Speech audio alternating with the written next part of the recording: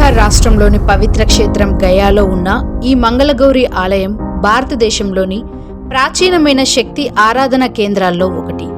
ఈ ఆలయం 18 మహాశక్తి పీఠాలలో ఒకటిగా ప్రసిద్ధి చెందింది.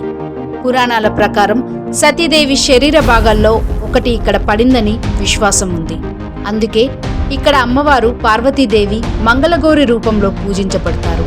ఈ ఆలయం రామాయణ మహాభారత కాలం నుంచే ఉందని చారిత్రక కథనాలు చెబుతున్నాయి.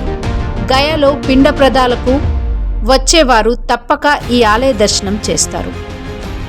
కొండపై గుహల మధ్య నిర్మించబడింది ఈ ఆలయం.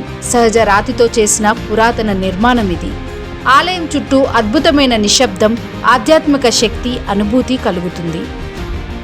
ప్రతి రాత్రి దీపాలు స్వయంగా వెలుగుతాయా? ఇదే ఈ ఆలయానికి సంబంధించిన అతిపెద్ద రహస్యం.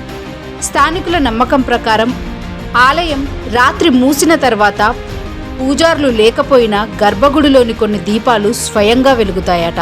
ఆ సమయంలో ఆలయం చుట్టూ దైవిక శక్తి ఉన్నట్లు అనిపిస్తుందట.